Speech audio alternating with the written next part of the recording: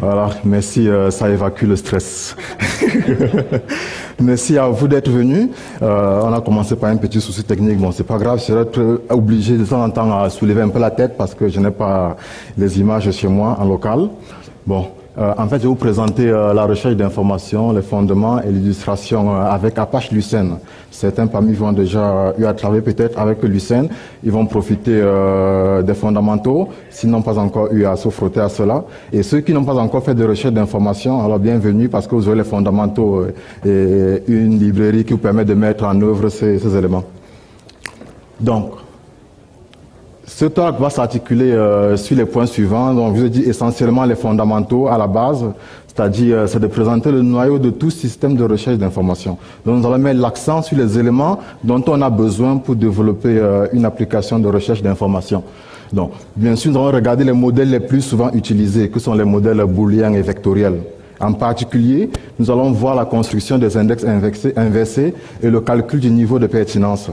Donc, bien sûr, comme nous l'avons annoncé, la librairie Apache Lucene va être utilisée pour illustrer ces concepts. Donc, à Devox, il faut se présenter. Donc, qui suis Majuris Francis.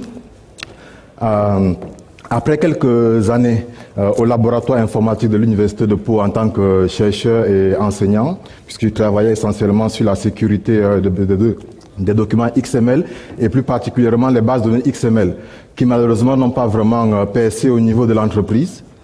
Mais nous avons fait des publications dans des journées conférences internationaux sur ce thème-là. Donc, après ces années d'expérience de recherche, comme moi je suis aussi beaucoup intéressé par le monde de l'entreprise, comme par le monde universitaire aussi, j'ai fait un petit détour à Stockholm pour comprendre un peu ce qu'on peut attendre de moi dans l'entreprise et tout, via un executive MBA. Donc, après cela, je me suis jeté dans le bain, voilà, comme consultant SOA et Java EE. Donc, je travaille aujourd'hui pour la société Valtech SA, où je suis développeur, comme vous. J'interviens beaucoup plus sur les thèmes SOA, bon, et bien sûr Java EE. Et donc maintenant, voilà, je suis à Devox X France avec vous. J'espère que nous allons bien profiter de cette session. Alors, ce ne serait pas logique de commencer un thème comme celui-ci en parlant des fondamentaux sans définir ce que c'est. Donc nous allons commencer par la définition du sujet et des différents termes utilisés. Donc la recherche d'information, c'est quoi? Quand je mets la main dans la poche pour chercher mon mouchoir, je cherche une information. Donc, mais ce n'est pas cette définition-là que nous avons donnée ici. Ici, la recherche d'information consiste à trouver des ressources, habituellement des documents, qui sont de nature non structurée. Habituellement aussi ici des textes, pour répondre à un besoin d'information parmi une large collection. Et cette collection est généralement stockée sur ordinateur. Ça, c'est la définition la plus admise pour la recherche d'information. Et nous avons souligné pas une requête pour bien montrer que ici, nous ne sommes pas en train de répondre à une requête de l'utilisateur. Parce que l'utilisateur pose comme requête, en fait, c'est l'expression de son besoin d'information. Et le challenge d'une application de recherche d'information, c'est de dire, ben, l'utilisateur a tapé ceci, mais qu'est-ce qu'il veut? Je ne réponds pas à la requête, je réponds à son besoin d'information. Donc, c'est ça la clé. C'est ça qu'il faut comprendre ici.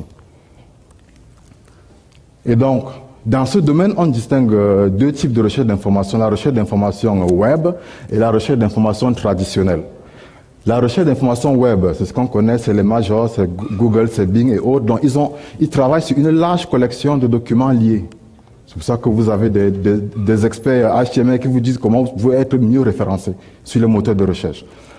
À côté, vous avez des systèmes de recherche traditionnels où la collection est plus ou moins contrôlable, la taille est petite. C'est votre intranet, les documents de l'intranet, les spécifications que les développeurs vont avoir chez un client, les rapports de réunion. Donc, c'est cette problématique que le développeur va le plus souvent rencontrer. Parce qu'un client ne vous appelle pas pour vous dire « je veux que vous me créiez Google ». Il va vous dire, bon voilà, je veux pouvoir accéder aux documents qui sont dans mon intranet. Donc c'est pour ça que ici, nous allons mettre plus l'accent sur la recherche traditionnelle, parce que nous sommes des développeurs et que c'est ce que nous rencontrons très souvent. Donc, en ce qui concerne la recherche traditionnelle, on a trois techniques de base. Le modèle booléen, le modèle vectoriel et le modèle probabiliste. Donc, les moteurs de recherche s'appuient en général sur un ou plusieurs de ces modèles, y compris les majors. Apache Lucene, vous avez dit illustrer à chaque fois. Donc là, c'est un concept important. Il faut savoir ce que Lucene, comment Lucene se positionne. Lucene utilise les deux modèles booléens et vectoriels. Et donc nous allons voir dans la suite comment tout ça est traité. Alors, c'est quoi un point de recherche d'information? On va dire, c'est par exemple une bibliothèque numérique de l'entreprise. Vous avez dit les documents internes, rapports de réunion.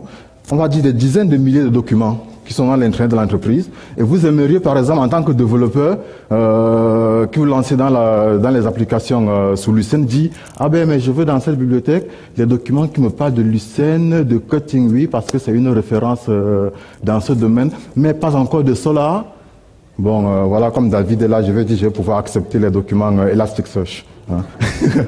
Donc, vous avez besoin de faire ceci. Et bon, une possibilité, c'est de faire un grep de la collection. Grep, c'est par rapport à la commande Linux. Hein. Vous parcourez la collection, vous dites, bon, ok, toi, est-ce que tu contiens ce que je veux, vous mettez à côté. Donc, vous pouvez le faire. Ça peut être vraiment un processus efficace. Mais il faut faire attention, parce qu'en fait, le grep ne répond pas à tous les besoins.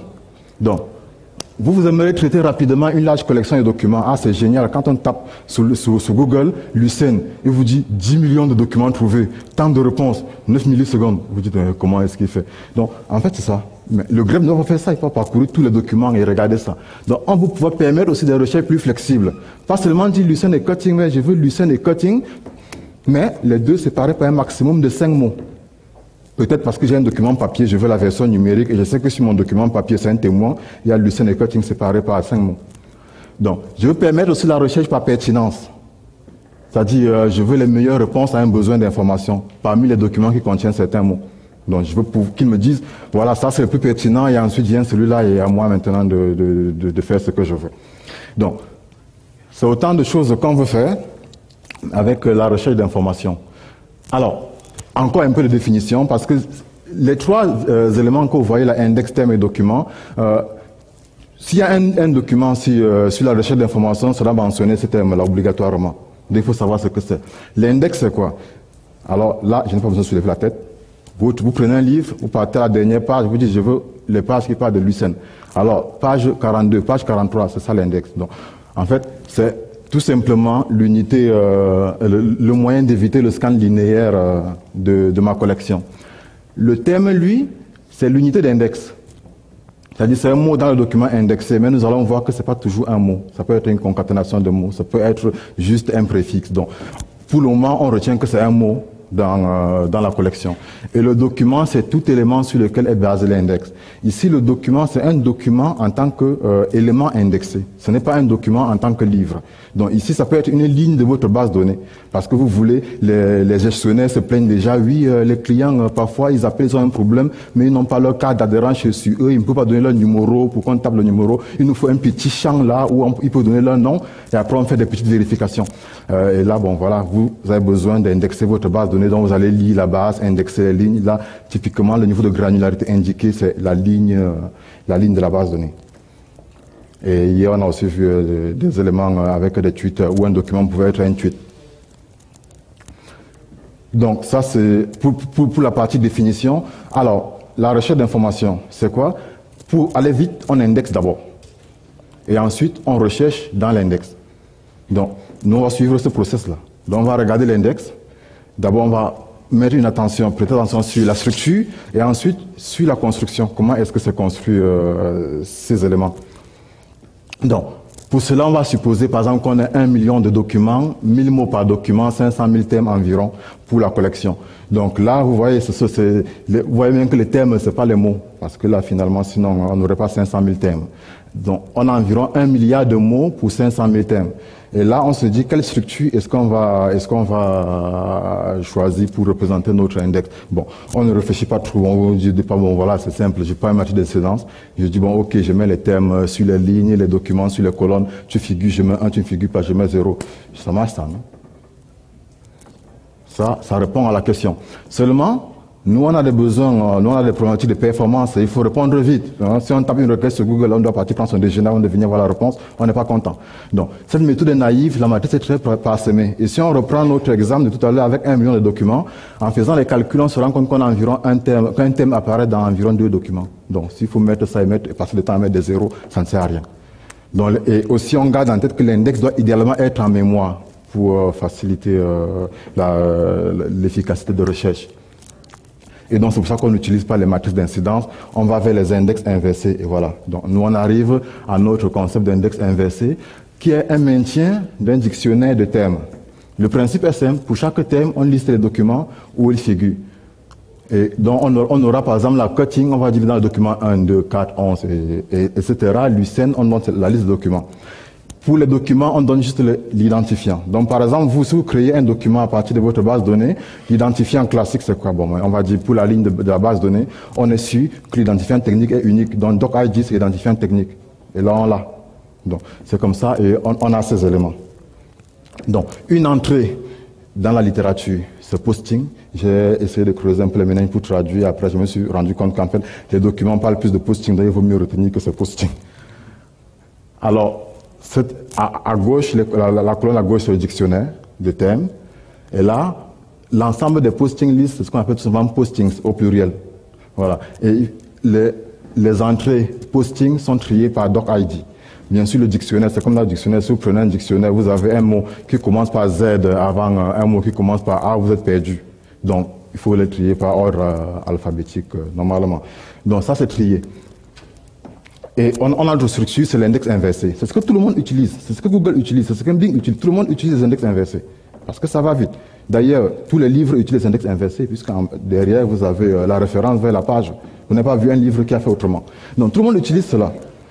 Alors, on a l'index inversé, il faut construire cet index. On a la structure, il faut construire. C'est quoi le process? Je vous ai dit, dans l'intranet, j'ai les documents. Bon. Dans l'entreprise, on va dire que, ah, mais vraiment, c'est bien votre besoin à la mettre. Ce serait bien que tout soit dans les lignes de base de données. Non. On a des documents PDF, Excel et autres, Word. Donc, on a tout ça. Il faut les avaler. Donc, on va passer ces documents à un analyseur.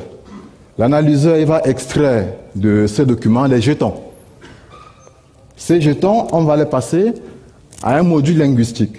Parce que nous allons voir quand on va regarder chaque élément en détail, je ne détaille pas ici, parce qu'on va mettre un peu, on va prêter un peu attention à ces éléments. Donc le module linguistique va normaliser un peu ces index-là, ces termes-là, ces jetons. Vous voyez que le friends, par exemple, il devient tout simplement friend. On enlève le pluriel. Hein. Comme ça, ben, on peut essayer de normaliser les choses comme ça. On a le modèle linguistique. Et quand nos jetons sont prêts, alors à ce niveau-là, quand ça entre dans l'indexeur, on dit qu'on a des termes. Avant, on a des mots. À ce niveau-ci, on a des termes qui sont récupérés par l'indexeur. Et l'indexeur, lui, va traiter et nous fournir l'index inversé. L'analyseur, un mot, qu'est-ce qu'il fait? Il découpe le texte en pièces appelées jetons. Et il dépend du langage. Parce qu'il faut faire attention. Si on est, voilà, là on a écrit en français. En français, les mots sont séparés par un espace. En anglais aussi. Bon, en allemand, vous avez déjà des mots qui sont collés. Et si vous allez vers des langages asiatiques, c'est encore plus collé. Et là, je ne parle pas de langage où on écrit de la droite vers la gauche. Donc, à ce niveau-ci, on tient vraiment compte de la langue dans laquelle le document est rédigé. Donc, on exclut souvent les termes peu pertinents pour la recherche. Ces termes-là, on les appelle les stop words. Donc, l'indice, c'est quoi? Bon, je dis, OK, je ne me pose pas de questions, j'indexe comme un fou. Je prends tout. Et après, je visite mon index. Je dis, qu'est-ce qui apparaît le plus souvent? Je dis, ah, mais ça apparaît 10 000 fois. Qu'est-ce que j'en ai à faire? Je vis le. Donc, c'est comme ça qu'on construit la liste de stop words. Ça, c'est l'indice. Donc, ce processus permet de réduire la taille de l'index, mais il faut faire attention, hein, parce qu'on a des phrases comme des requêtes. Par exemple, réunion de DIC. C'est pas la même chose que réunion et DIC. Quand un utilisateur tape ça dans les guillemets, c'est ce que vous faites souvent sur Google, et vous dites réunion de DIC, en fait, lui, il veut cette expression. Il ne veut pas un document qui parle de réunion au premier paragraphe et DIC au dernier paragraphe. Non, il veut réunion de DIC. Et si vous enlevez, par exemple, 2 sur les candidats pour les stop words par défaut, alors vous ne pouvez pas répondre à cette requête, il ne trouvera pas de réponse. Et voilà, moi, j'aime bien la musique. Peut-être vous connaissez, mais oui, mais non, ne dis plus jamais. Non, bon, je ne chante pas bien, donc je ne continue pas. Moi, j'aime bien cette chanson-là. Hein. Moi, j'aime bien cette chanson. Et si vous construisez un système de recherche du genre 10 heures et que je ne peux pas retrouver mes morceaux quand je tape les mots-clés, parce que presque tous sont des candidats pour des stop words. Si je ne les trouve pas, ben, voilà, pour moi, le système n'est pas utilisable. Donc, il faut faire attention quand on choisit les stop words. Après, bon, il faut normaliser les jetons. C'est là où on enlève les S pour les mettre au singulier, par exemple. Donc, c'est un processus de standardisation pour éliminer les différences superficielles. C'est une création implicite de classes d'équivalence, suppression des points et tirets, USA, on va écrire USA sans le point. Anti-héros, on va concaténer parce que dans notre esprit, anti-héros, c'est un seul mot, c'est pas deux mots, c'est pas anti et héros. Donc, on va supprimer les accents clichés, on va mettre cliché, naïf, on va mettre naïf. Donc, ici, il faut savoir que bon, ça, c'est un processus qui doit, si le processus est fait à l'indexation, il faut appliquer le même processus à la recherche. Parce que si à l'indexation, j'élimine les accents, à la recherche, je ne passe pas dans mon analyseur, alors je n'ai pas la réponse. Parce qu'il va aller dans l'index, il va me dire cliché, et lui il va dire non, moi j'ai cliché, j'en ai pas. Je ne réponds pas. Bon, c'est pour ça qu'il faut utiliser ça des deux côtés. Tout en minuscule. Parfois, mais aussi tout en minuscule. Après, il faut juste faire attention parce qu'il y a des termes comme cat, ça désigne l'entreprise, mais si on le convertit en minuscule, ça devient un animal. Bouche, c'est un nom. Si on le convertit en minuscule, vous devinez ce que ça donne comme réponse. Donc, c'est des éléments, il faut prêter attention quand on les fait. Donc ça c'est pour les deux premières étapes. Hein. Et la dernière étape pour l'indexeur, qu'est-ce qu'il fait? Bon, il a déjà ses thèmes. Vous voyez que là maintenant on parle de thèmes. Il a ses thèmes, il a les documents où le thème apparaît. La première chose qu'il fait, c'est de faire la fusion. Les thèmes qui apparaissent plusieurs fois dans ce document, César, il apparaît dans 2 et 2. Bon, il va une seule entrée pour les deux. Ça c'est la première étape. Ensuite, il va faire un partitionnement entre dictionnaire et posting. Là, c'est ce qu'on a déjà ici. Et finalement, il ajoute la fréquence du document. Donc, on va définir tous ces thèmes-là progressivement, mais là, pour comprendre la fréquence, justement, c'est le nombre de documents. Hein. C'est le nombre de documents où le thème apparaît. Donc, ça, ce sont des éléments qu'on met, c'est vraiment pour augmenter l'index et faciliter certains traitements. Parce que l'index est en mémoire, mais on l'a déjà. On a besoin d'aller sur le disque, récupérer tous les documents pour compter et voir la fréquence du document. On l'a en mémoire quand on fait ce traitement-là. On va voir que c'est utile tout à l'heure. Donc, ça, c'est pas la seule augmentation qu'on met. Il y a des augmentations. Vous pouvez modifier les indexeurs pour mettre des éléments qui vous intéressent. Donc, ça, c'est la première phase. Moi, ma structure, je l'ai indexée. Si j'étais allé chez le client uniquement pour ça, je dis, alors, boss, content? Voilà ton truc. Basta. Moi, je m'en vais. Content? Content, on s'en va. Après, il y a la partie recherche. Et là, nous avons dit, on va mettre l'accent sur les modèles booléens et vectoriel. Donc, c'est ce qu'on va faire. C'est ce qu'on promet de faire. Donc, modèle booléen, premièrement, qu'est-ce que c'est? Bon, nous tous, on a écrit des booléens, on programme tous les jours, boolean.true, boolean.false. Donc, c'est une requête sous forme d'expression booléenne de thèmes. Les thèmes sont combinés par des and, or, and not. Un document est vu comme un ensemble de mots. C'est important, ça. Le document contient Lucene cutting. Voilà, qu'il contienne Lucene 10 fois, on s'en fout. Qu'il contienne cutting 2 fois, c'est un ensemble. Dans un ensemble, un élément n'apparaît pas 2 fois. On voit ça comme un ensemble. Ensuite, le moteur doit traiter, on va définir ici aujourd'hui tous les cas de traitement. On va juste illustrer avec l'opérateur AND, parce que ça nous permet de voir certains éléments qu'on a spécifiés tout à l'heure. Donc, si on considère par exemple la requête Lucene and Cutting, alors qu'est-ce que le moteur Lucene va faire? Il va localiser Lucene dans le dictionnaire et extraire son posting. Localiser Cutting dans le dictionnaire, extraire son posting. Ensuite, qu'est-ce qu'il reste à faire? C'est un AND, on fait l'intersection. Alors, l'intersection, c'est quoi? On va essayer au milieu de parcourir les listes au même moment. Donc, on va avoir un pointeur sur chaque élément. On y va, on compare les doc ID, celui qui est inférieur. Vous voyez, on avance. Quand on retrouve, après, on avance. 3 est inférieur à 4, on avance dans l'autre liste. Et 5 est supérieur, on remonte. Donc, ainsi de suite. Quand tous les documents, on les renvoie. Après, quand on n'a plus rien, c'est terminé. Et là, on voit qu'on a une complexité en temps linéaire. Donc, si les deux listes sont en complexité X et Y, on a X plus O de X plus Y. Donc, et là, pourquoi est-ce qu'on obtient ceci? Pourquoi?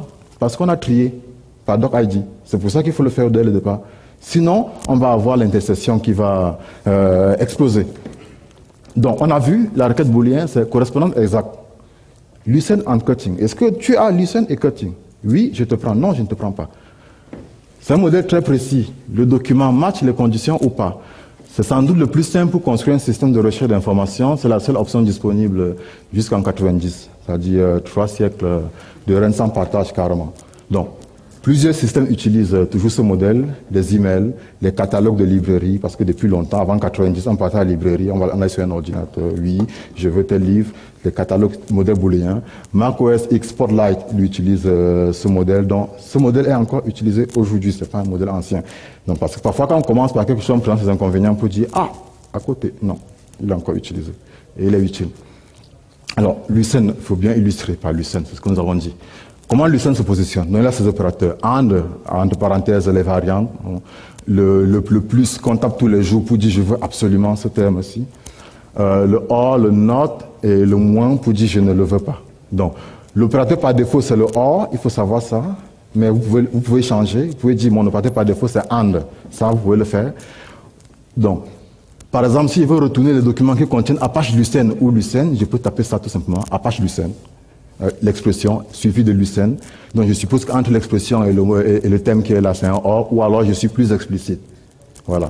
Donc le plus impose que le thème après ce signe existe forcément dans le document retourné. Le note, c'est pour exclure, on ne peut pas l'utiliser tout seul. Donc il faut pas dire note solar. Quoi note solar? Il faut me le dire. Donc on ne l'utilise pas seul. Il faut utiliser les parenthèses pour forcer les priorités, parce que sinon vous n'êtes pas sûr de ce qui va être.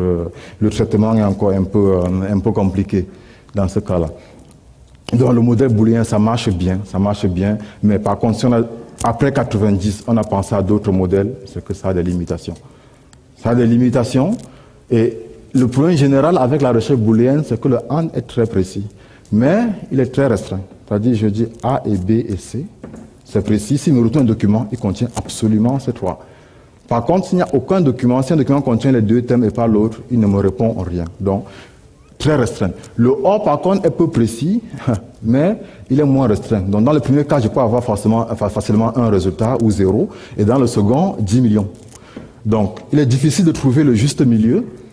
Et le modèle booléen ne répond pas toujours à tous les besoins des utilisateurs. Hein. C'est pour ça qu'il est souvent étendu. On a des requêtes de proximité. On l'a vu tout à l'heure. On peut pouvoir faire Apache Lucene dans 10 mots. Voilà, ça, on peut pouvoir faire ça. Alors que si on met juste Apache Lucene, on ne sait pas où il se trouve dans le document. Donc, comme il y a des limitations, on a des perspectives par rapport au prochain modèle. Donc, lui, le modèle booléen renseigne uniquement sur la présence ou l'absence d'un thème. Alors que nous aimerions donner un poids important au document où le thème est plus fréquent. Alors, vous avez dans votre collection, Lucene apparaît 10 fois, 100 fois dans un document. Alors, vous voulez qu'il vous retourne d'abord ce document, pas celui où il apparaît peut-être dans une note de bas de page. Donc, on a pour cela besoin de la fréquence du thème. Vous voyez les éléments dont on a mis dans l'index. C'est ça qui commence à ressortir. Puisqu'on en a besoin pour faire des calculs, on les stocke dans l'index. Lucene retourne l'ensemble des documents qui matchent la condition. Par contre, nous souhaiterons ordonner les résultats par pertinence. C'est simple. Je fais la recherche, il me dit 1000 résultats. Comment est-ce qu'il me retourne les 1000 résultats? Si c'est une application qui est à côté, une application B, qui doit consommer ces résultats, tant mieux. Mais si c'est moi, avec mes deux yeux et ma petite tête, c'est compliqué. Donc j'aimerais ordonner ça par niveau de pertinence. Et pour cela, on a besoin d'un mécanisme pour déterminer le score du document. Vous voyez, on commence déjà à se rapprocher vers le scoring. Donc voilà. Puisqu'on a besoin de tous ces éléments-là, le modèle booléen ne répond pas, on va passer à la recherche ordonnée. Les motivations, c'est quoi? C'est que jusqu'en 90, on avait uniquement les booléens. Les documents correspondent ou pas, c'est ce qu'on a vu, c'est bien pour les experts qui comprennent bien leurs besoins et la collection. Les avocats, ils utilisent beaucoup le modèle booléen. Hein. C'est des mecs qui ont leurs affaires là dans la tête. Voilà. Ce sont des experts, c'est un système qui est là pour avocats, bon voilà, ils l'utilisent. C'est peu adapté pour la majorité des utilisateurs, beaucoup sont incapables d'écrire les requêtes booléennes. Et même quand on est capable, le principe du moindre effort voudrait qu'on dise « Alors mon cher ami, tu te démerdes, tu m'envoies ce que je veux, je n'ai pas le temps d'écrire les booléens ». Très peu sont disposés à explorer une liste de 1000 résultats, c'est ce que nous avons dit. Donc voilà, c'est pour ça que Google vous renvoie sur la première page les 10 résultats les plus pertinents. Donc le principe de la recherche ordonnée, c'est quoi? C'est plutôt qu'un ensemble de documents qui satisfont la requête, le système retourne les top 4 documents les plus pertinents.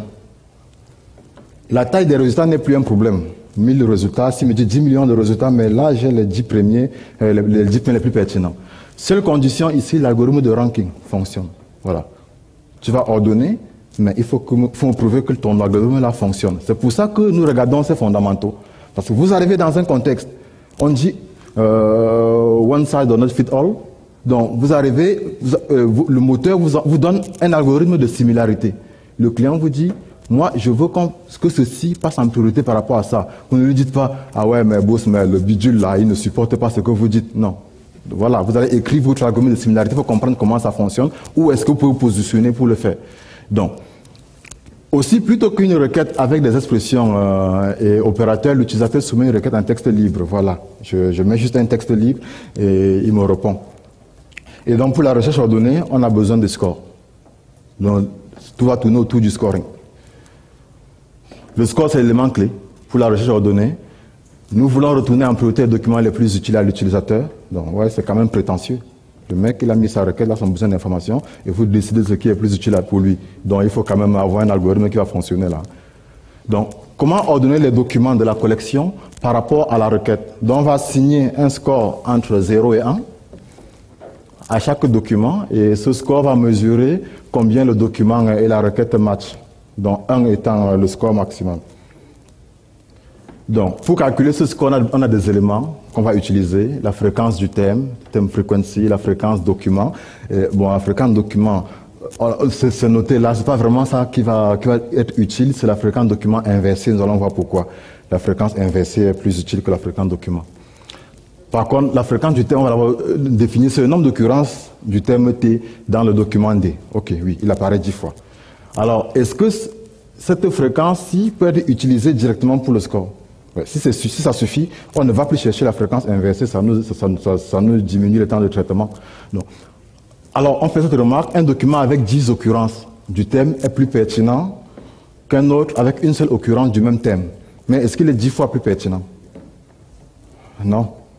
C'est pour ça qu'il ne suffit pas. Parce que si je dis, toi, tu apparais 10 fois, alors je te donne un poids de 10, il apparaît une fois, un poids de 1, alors tu vas dire que tu es 10 fois plus pertinent, puisque le score mesure la pertinence du document. Et comme ce n'est pas le cas, on va passer à autre chose. On va compléter cela. Donc on va regarder, encore juste pour préciser les inconvénients, ici les thèmes, ouais, autre chose, les thèmes sont considérés si on utilise ce schéma, comme équivalent. On a vu les Star Wars tout à l'heure. Ici, il apparaît 1000 fois. En fait, le thème pris individuellement a la même importance qu'un autre, alors que ce n'est pas le cas. J'ai mis un exemple là, imaginez le poids du thème Java dans une collection de documents sur les frameworks Java. Les documents, c'est sur les frameworks Java. Donc, le mot Java pour vous ne sert plus à rien, puisque vous savez que tout ce qui est là-dedans, c'est sur les frameworks Java. Donc, tous les documents vont contenir Java. C'est même d'ailleurs un bon candidat pour Starward, si c'est votre cas d'utilisation. Donc, vous l'enlevez de votre index. Il va alourdir l'index pour rien. Donc, on a besoin d'un mécanisme pour atténuer l'effet des termes trop fréquents. Hein. Ces termes-là, bon, on va essayer de leur demander de se courber un peu. Et on va utiliser pour cela la fréquence document inversée. Mais avant d'y arriver, on regarde ce que c'est que la fréquence document. C'est le nombre de documents contenant le thème dans la collection. Vous voyez. Ce qui est bien dans la recherche d'informations, c'est que toutes les définitions sont simples. Fréquence document, nombre de documents qui contient le terme T. Ah, on va plus loin. Et on remarque alors que les termes rares sont plus informatifs que les termes fréquents. C'est ça. Parce que si vous venez, sinon les Star Wars ne les enlèverait pas. C'est le terme rare. Si je cherche Lucene, dans la collection Lucene, un document qui contient Lucene, parmi toute la collection, est plus pertinent que... déjà, le scoring, ça c'est bien pour préciser, c'est que le scoring n'a pas de sens si on fait la recherche avec un seul thème. Ça n'a de sens que si on a au moins 2 thèmes. Donc, je ne pas faire, si je fais une recherche uniquement avec Lucene, le score ne sert à rien, puisque tous les documents... Mais si je mets Apache Lucene, voilà, et que Apache, comme j'ai plusieurs frameworks, j'ai Apache Wicket, Apache Lucene, Apache ceci. Donc, Apache va apparaître plusieurs fois. Lucene va apparaître moins de fois. Il sera rare par rapport à Lucene. Donc, les documents qui contiennent Lucene vont donner plus de poids au résultat que les documents qui contiennent Apache. Donc, c'est ça l'idée ici. Et c'est pour ça qu'on va utiliser l'inverse de la fréquence pour atténuer l'effet d'Apache qui est plus fréquent. Parce qu'en fait, l'utilisateur, il veut Lucene. Donc, DF, on l'a vu, c'est le nombre de documents qui contient T. C'est la mesure inverse du caractère informatif de T. Parce que plus tu es présent, en fait, moins tu es informatif. Et IDF, qui est l'inverse du document, en fait, c'est lui le caractère direct informatif. Donc, quand on a IDF, on sait que bon, un IDF élevé va vous dire que le thème est très informatif.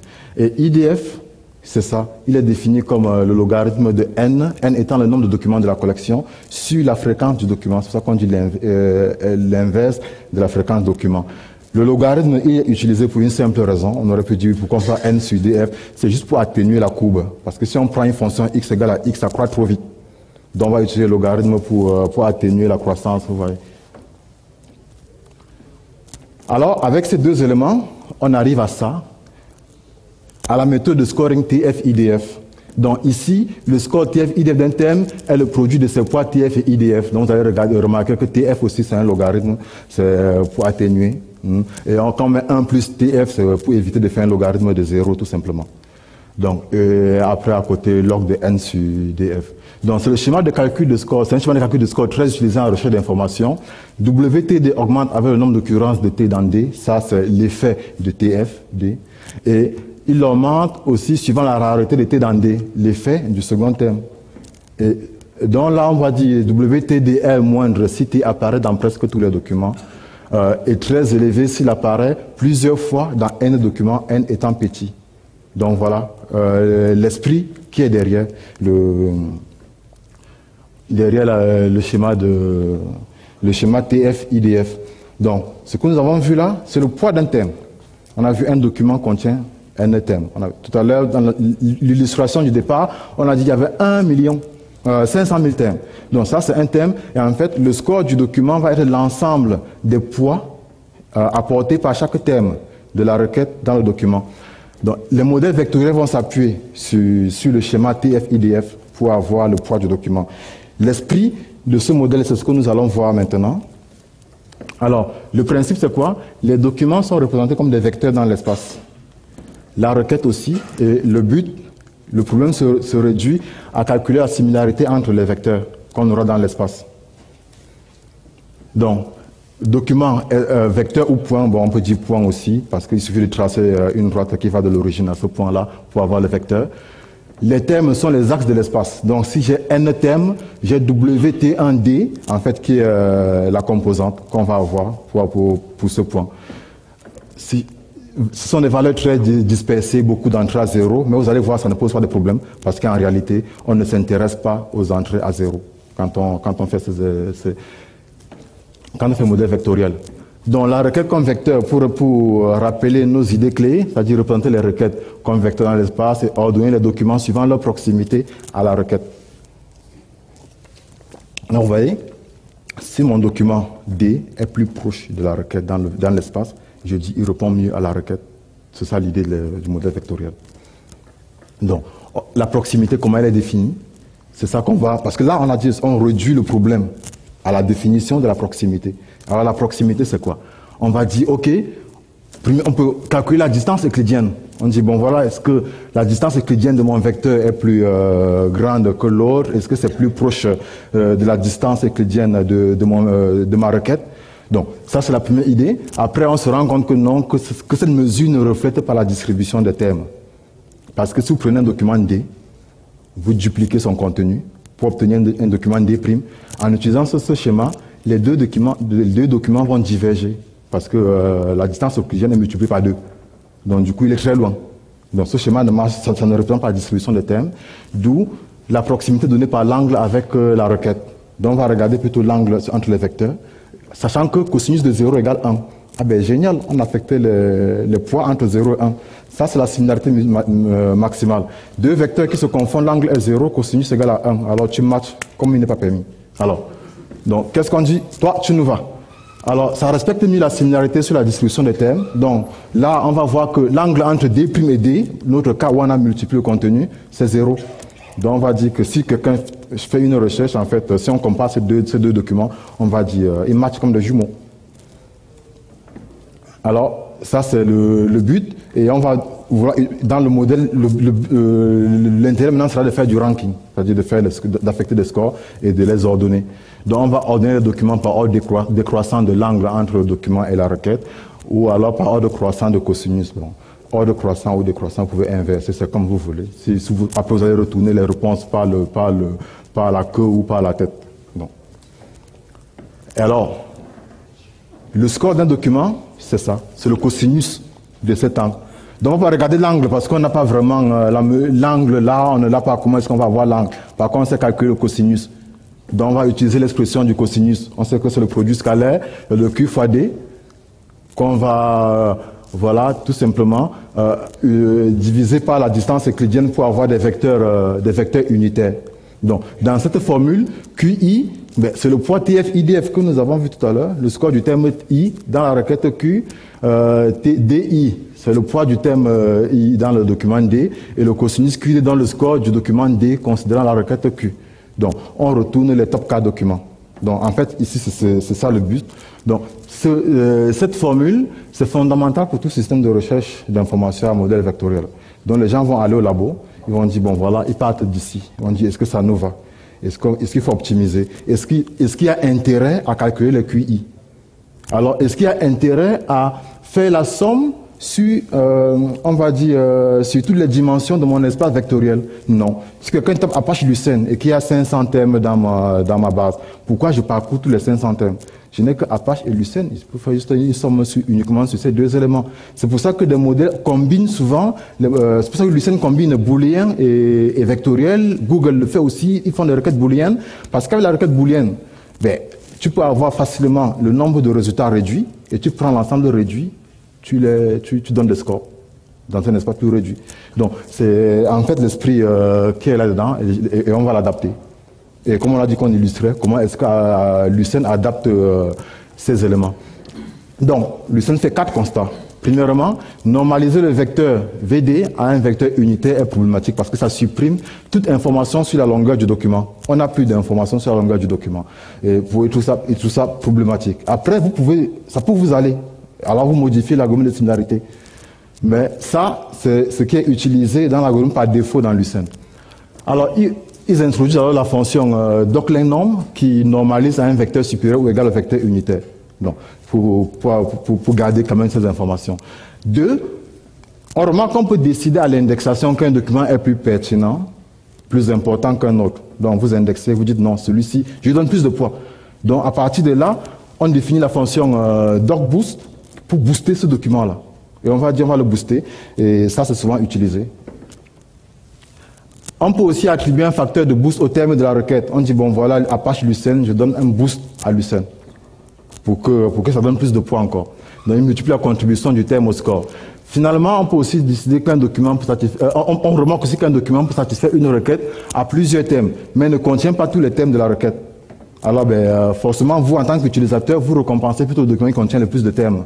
Donc, on va définir un facteur de coordination qui va être plus important quand un document répond à plus de thèmes qu'un autre. Donc si Apache Lucene, tu réponds uniquement à Apache, l'autre répond uniquement à Lucene, et un troisième qui répond à Apache et Lucene, forcément le troisième va avoir plus de boost, il va venir en premier. Donc c'est ça l'idée chez Lucene. Et donc ça conduit, en supposant que le document a un seul champ, à cette formule conceptuelle, vraiment conceptuelle, que le score, c'est le facteur de coordination fois qu'on multiplie par le boost. Le produit scalaire, vous voyez, c'est encore là, sauf qu'au lieu de normaliser le vecteur D, on va multiplier par docLengNorm. Après, on utilise aussi le boost. Donc ça, c'est l'idée. Donc vous voyez qu'on a toujours le cosinus, en fait. C'est juste une adaptation pour répondre à certains points qu'on remarque. Et voilà la formule pratique. Quand on considère qu'on a plusieurs thèmes. Cette formule pratique, c'est pareil, c'est toujours le cosinus. En fait, quand on regarde bien, c'est la même chose, on a toujours le facteur de coordination. La requête est normalisée, maintenant du query norm, c'est normalisé. Et en fait, comme il y a plusieurs thèmes, on va faire une somme, et vous remarquez que c'est sur les thèmes de la requête, c'est pas sur tous les thèmes de l'espace vectoriel, c'est sur les thèmes qui sont dans la requête. On va prendre leur poids TF et leur poids IDF. Bon, ici, il suppose aussi que comme le thème est dans la requête, on va mettre au carré. Moi, par exemple, je ne suis pas d'accord, bon, mais ça n'a pas eu trop grosse influence, donc on peut laisser comme ça. Bon. Après, voilà, on récupère le boost du thème, on normalise aussi le champ. Donc, et là, on a juste mis TF, vous avez vu tout à l'heure, quand on regardait, définissait le TF, on a mis logarithme. Non, Lucene dit, bon, je ne dis pas logarithme, j'utilise la racine carrée. Mais vous savez, la racine carrée, la courbe, ça va comment? C'est pareil, c'est le même principe pour atténuer. Vous pouvez changer de fonction, utiliser une autre fonction, le principe est le même. Donc, après, vous avez IDF, on a vu tout à l'heure, c'était N tout simplement sur docfrec. Là, on a N sur docfrec plus 1. Le plus 1, c'est pour que, bon, on ne sait jamais, le mec peut t'envoyer là une division par 0. Donc, en faisant plus 1, tu es sûr que tu évites ça. Et voilà. Donc, ensuite, le champ norme field, c'est ça. Docleg norm, c'est ce qu'on a vu. Bon, là, on met juste au niveau du field avec le doc boost. Et vous allez remarquer que le query norm là ne dépend pas, en fait, du terme. Donc, en fait, il n'a aucune influence sur le scoring. Parce que c'est la même chose pour tous les documents. Donc, son intérêt, c'est tout simplement ça. Comparer les scores entre requêtes. Ou alors, comparer les documents, dire que D1, je prends D1 comme une requête, puisque tous sont des vecteurs, en fait. Je prends D1 comme une requête, je compare à D2 et je compare à D3. Donc, c'est là où c'est intéressant. Donc, si vous n'avez pas besoin de ça et que vous voulez vous amuser à modifier, ben, vous pouvez supprimer ce terme-là. Donc les normes, lui, il est calculé de sorte que les champs coûts contribuent plus au score. Donc, ça veut dire quoi? Que dans votre document, comme Lucene, c'est plusieurs fils, l'idée, c'est simple. Si vous prenez un livre, vous cherchez un élément qui figure dans le titre du chapitre. Entre ce champ-là, ce chapitre-là, et un autre chapitre où l'élément apparaît dans le corps, lequel est, d'après vous, le plus à même de répondre à votre besoin? C'est celui qui est dans le titre du chapitre, parce que ça, c'est le chapitre de ce monsieur. Alors qu'ailleurs, c'est sans doute peut-être une référence. Non, c'est ça l'idée ici. Donc, on va le faire comme ça. Si ça ne vous arrange pas, alors bon, vous faites autrement. Donc, c'est ça le but de regarder ces fondamentaux-là. Donc, voilà. J'ai un peu de temps. Donc, je vais, parce qu'on a des développeurs, si on regarde tout ça comme ça, on ne voit pas en réalité comment est-ce qu'on fait avec Lucene. C'est bien génial les fondamentaux, mais il faut aussi pouvoir. Bon, je n'ai pas l'élément ici, donc je vais devoir faire un peu de sport. Donc, on va commencer par l'analyseur. Hein, j'ai ça. Donc, ça, c'est un petit analyseur que j'ai écrit juste pour Devoxx, où l'idée, c'est juste de montrer comment les choses sont. C'est simple. C'est vraiment simple. J'ai ma liste de stopwords. Je suppose que dans ma collection, surtout comme on est en informatique, si on va dans une librairie, dans une boîte, que ce soit en France, n'importe où, on s'en fout, vous allez trouver les documents en anglais. Donc, voilà, et comme les deux langages sont similaires, c'est des séparations par un mot. Donc, je peux mettre mes stopwords comme ça. Donc, vous voyez, j'ai ça. Je mets les stopwords. Donc, tout ceci, c'est des éléments que je ne peux pas avoir dans mon document. Et le plus important dans l'analyseur, c'est simple, l'analyseur, c'est simple. Le plus important, c'est cette méthode-ci, token stream, voilà, qui va prendre un champ et le reader sur le flux d'entrée et qui va passer en, comment dire, le pipeline. Ces éléments-là, d'abord le tokenizer qui va fournir les premiers jetons. C'est ce qu'on a vu. Première étape, il me fournit les jetons avec les séparateurs là. J'ai pris le standard tokenizer, c'est anglo-saxon, mais bon, comme le français aussi, c'est pareil, donc ça marche. Mais ça ne marcherait pas pour l'allemand, ça ne marcherait pas pour le chinois. Donc, ensuite, bon, moi, j'ai fait mes trucs sexy. J'ai dit, bon, voilà, je vais supprimer les apostrophes et les points dans les acronymes. Ça, c'est fait par la classe standard filter, c'est déjà fourni. Donc, je vais chaîner. Donc, remarquez que je lui passe le standard tokenizer là. Comme ça, il va récupérer ses sorties. Ensuite, je dis, je supprime les accents. ASCII folding filter, c'est un filtre qui va m'enlever les accents. Si j'ai cliché, mes clichés. Voilà. Ensuite, je dis, bon, ok, je mets tout en minuscule. Parce que si je mets en majuscule, une utilisateur tape Lucene, et dans mon index, c'est en majuscule, c'est L majuscule, ce serait dommage de ne pas répondre. Donc, je mets tout ça en minuscule. Bon. L'heuristique ici, c'est que quand un mot est en début de phrase, on le met en minuscule. Tu vois, mais si le mot est en milieu de phrase, on ne le met pas en minuscule. On va dire c'est intentionnel. Donc c'est un peu ça. Et finalement, je passe par le filtre stopword pour répondre. Et là, il va m'enlever tous les stopwords qui seraient qu'on trouverait dans les jetons. Et quand j'ai mon analysé, ben, la prochaine étape, c'est quoi? C'est l'indexation. Donc, normalement, si j'ai bien organisé ça, c'est dans Indexer. Et là, c'est DevoxX. Bon, voilà, DevoxX Chica, oui, bon, voilà. Chica, c'est une librairie. C'est une librairie qui marche bien avec Apache. C'est lui qui vous permet, vous lui passez directement vos documents PDF, Excel et autres en entrée. Il va faire du SAX. Et donc, avec du SAX, vous avez juste à développer les handlers pour traiter ça comme vous voulez. Bon. Mais il y a toujours des trucs par défaut. Donc je dis, bon voilà, j'avais commencé par utiliser quelque chose en Chica, bon, avant de mettre ça pour parler un peu de Chica, parce que j'aime bien. Donc, alors, là, le constructeur, là, je vais dire, ok, la configuration du writer, celui qui va écrire dans mon index, on précise Lucene la version 3.5 et je lui passe l'analyseur. Donc l'analyseur, c'est mon analyseur que j'ai construit, Devox X Analyzer. Ensuite, bon, voilà, je dis, tu m'ouvres mon index en création, c'est-à-dire s'il y a quelque chose, tu vis tout. Donc à chaque fois, je crée. Vous pouvez aussi faire open, append pour modifier. Donc, alors, voilà, j'indique le directory, le writer.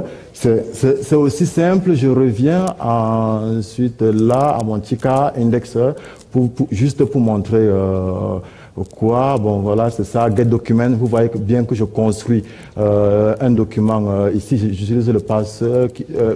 Ça c'est le passeur de Tika qui détecte automatiquement les éléments. Et ici je construis mon document. Donc c'est plusieurs filtres. C'est comme ça avec Lucene. Voilà. Là quand je construis mon index. Mon indexeur, ben, je peux le lancer, tout simplement. Bon, j'ai fait un tout petit truc là. Et apparemment, je n'avais pas arrêté voilà, le serveur. Bon, c'est tout simple. C'est une toute petite application. Là, j'ai lancé l'index. Il faut que je lance l'application. Je vais dire start. Voilà, bon, voilà, pour aller vite avec des trucs comme ça, bon, la technique la plus simple, c'est quoi? C'est juste d'utiliser Wicked parce que, bon, avec une classe et une page HTML, tout est fait. On peut retourner au boulot du client et on ne demande pas beaucoup de temps à son manager dans sa boîte pour préparer la conf. Donc voilà, après, je démarre mon application, tout simplement. C'est un petit truc, vous voyez, bon, j'ai quand même pris le temps de mettre les feux de style, donc j'ai tenu compte de vos yeux. Hein. Donc voilà, et en fait, c'est aussi l'occasion, comme je n'ai pas mis dans les slides, de montrer quand même comment l'interface de la recherche doit être vraiment simple. C'est quelque chose qui doit être très simple d'utilisation. Et bon, j'ai pas terminé parce qu'en réalité, il faut mettre aussi des liens vers Advanced Query, vous voyez. Et là, le plus important, j'ai ramené le score. Donc, vous voyez que le premier document, là, par rapport à Lucene, il a un score de 0,4088, il est en tête. Donc, ça qui est en surbrillance, là. Le chemin vers le fichier, parce que bon, voilà, je cherche dans ma bibliothèque. Après, typiquement, je peux mettre un lien pour télécharger le document. Donc, c'est en fait ça, et aussi important. Voilà, pagination. OK, j'ai 5 résultats, il faut bien le dire. Et je n'ai que 2, j'ai paramétré 2 par page ici. Donc voilà, je peux faire ça. Et par la page 2, je vois les autres. OK, happy with la page Lucene guy, yes, I am. OK, donc ça c'est pour mon cas. Et voilà, et autre chose importante, les éléments, quand tu réponds, il faut l'indiquer. Bon, je mets même Lucene en gras. Il faut dire, votre requête c'était Lucene. Bon voilà, donc j'ai ça. Donc c'est en fait ça le but. Juste une interface simple, comme ça on va faire des trucs très compliqués parce qu'il n'y a pas beaucoup de temps. Mais je pense que vous avez compris le but et que vous allez être indulgent parce que je n'ai pas fait beaucoup de démos. Alors, donc, je n'ai pas fait beaucoup de démos. Pourquoi? Parce qu'il y a beaucoup de choses qu'on n'a pas fait. Donc, jusqu'ici, on a pensé que, bon, voilà, on pouvait réfléchir à donner exactement les top cas. On ne peut jamais. On ne répond jamais les top cas.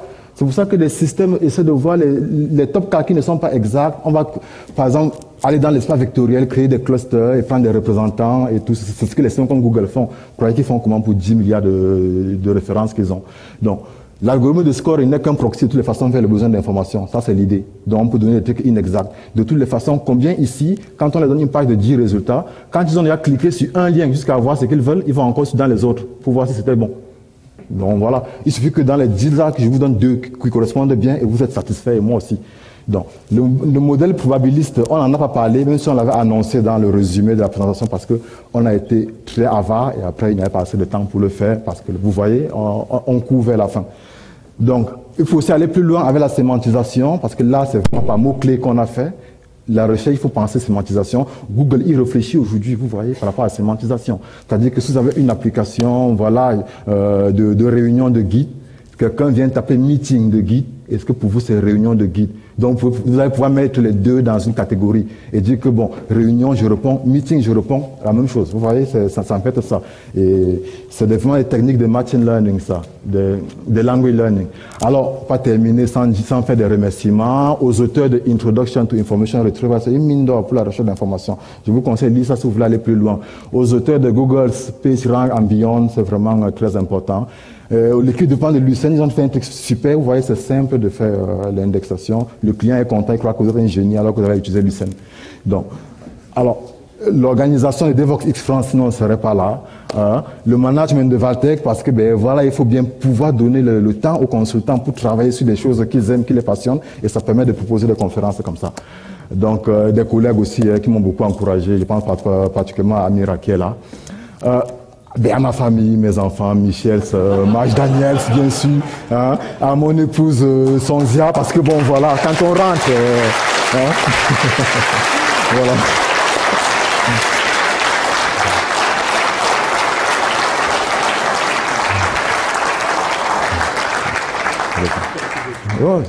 Donc voilà, je les remercie. Voilà, je vous remercie aussi de leur rendre, de leur faire honneur comme ça, comme vous le faites. Et finalement, sans vous, qu'est-ce qu'on fait ici?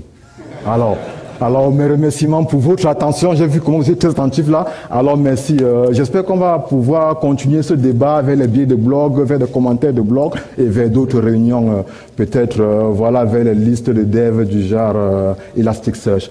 Donc, voilà, je vous remercie pour votre attention et voilà, je suis ouvert aux questions. Donc, voilà, merci.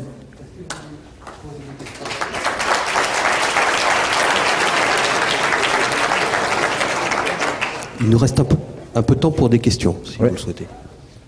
Alors, si j'ai bien compris, on commence par pour indexer un texte, on commence par lister tous les mots. Donc, si je comprends bien, il y a un seuil. Il y a un seuil en dessous duquel il est très coûteux d'indexer. Enfin, il y a un nombre de documents en dessous duquel on perd plus d'espace disque pour indexer que pour stocker les documents eux-mêmes. Parce que si j'ai un document avec 1 million de mots, je vais perdre beaucoup d'espace disque en fait. Est-ce qu'il y a un seuil? Oui, mais même... J'ai compris. Votre question elle est très pertinente. C'est pour ça qu'il faut bien définir, quand vous êtes en train d'indexer votre document, le niveau de granularité. Vous avez votre document, le niveau de granularité dans l'index. C'est comme si vous preniez votre table de la base de données comme niveau de granularité. Forcément, vous allez avoir du mal. Donc, vous essayez de réduire. Si c'est un chapitre, je peux réduire, je peux dire, bon, voilà, mon document, je le fais comme ça. Sachant que sous Lucene, vous pouvez aussi, dans un même document, mettre un même champ plusieurs fois. Comme ça vous permet de partitionner un document qui est volumineux. Après, pour la taille d'index sur le disque, c'est comme si je vous disais, c'est quoi la limite pour le stockage de vos informations dans votre base de données? C'est pareil. Donc en fait, quand ça monte, après, on trouve des moyens, compression. Il y a des techniques de compression déjà dans Lucene et dans d'autres applications des autres surcouches de recherche. Oui. Donc ça, c'est pris en compte. Merci. Yeah. Juste là, Gabriel. Tu vois, il y a quelqu'un juste là. Oui, je te vois, ça y est. Merci pour cette présentation. J'avais une question par rapport à des phénomènes justement de capacité ou de traitement. C'est comment est-ce qu'on peut paralléliser ces algorithmes-là? Est-ce que, par exemple, l'approche Map and Reduce s'applique à tout ce que vous avez présenté? Je ne sais pas s'il y a des choses là-dessus. Oui, les techniques d'optimisation, on n'en a pas beaucoup parlé, mais il y a plusieurs techniques d'optimisation. Vous pouvez utiliser les techniques de Map and Reduce, ça dépend comment vous organisez vos index.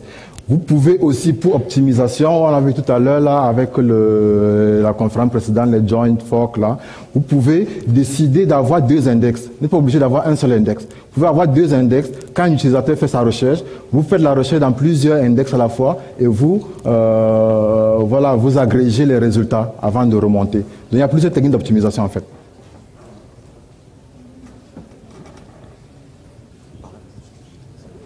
Encore une question? Juste 2 minutes, le temps de poser une question et répondre. Ou alors le temps de se dire merci à nous tous et voilà, et bonne fin de conférence, merci à l'équipe d'Evox. Merci à vous aussi.